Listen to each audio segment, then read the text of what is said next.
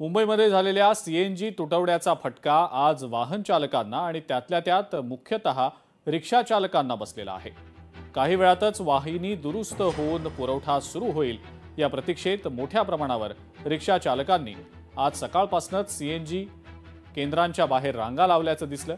मुंबई उपनगरांमध्ये घाटकोपर, भांडूप आणि मुलुंड परिसरात मोठ्या प्रमाणावर रिक्षा चालकांच्या रांगा लागल्याचं दिसलं। रिक्षा चालक या सगळ्यामुळे संताप व्यक्त करतायत आणि हा गॅस पुरवठा लवकरात लवकर सुरू करा अशी मागणी देखील करतायत। पॅसेंजर लोकांना भरपूर त्रास आहे, कारण की सीएनजी हा प्रॉब्लेम काल 4:30 वाजता झाला। त्यामुळे आम्ही सगळेच रस्त्यावर आले। एक तर आमच्या हातावरचे पोट, गाड्या नवीन हप्ते भरायचे कसे, तर हा प्रत्येक टायमाला प्रॉब्लेम उभा राहिला। धंदा करायचा कसा? पॅसेंजर लोकांना काय वाटतं की रिक्षावाले लुटतात, आपण रिक्षावाल्यांचे काय प्रॉब्लेम आहे ते तुम्ही बी जरा समजून घ्या ना। नोकरी धंद्याला जाणारा माणूस पॅसेंजर आहे, त्याचा तर फार हाल झालेत ना।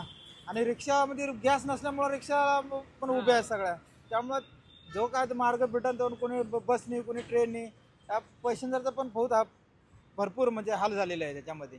आणि आमचं रिक्षावाल्यांचं तर हातावलं पोट आहे आमचं। कालपासून आम्ही आता आज सकाळपासून आम्ही लाईनला उभे, आता कधी चालू होईल, कधी आम्हाला गॅस भेटेल, कधी आम्ही धंद्यावर जाणार, कधी घरी जाणार।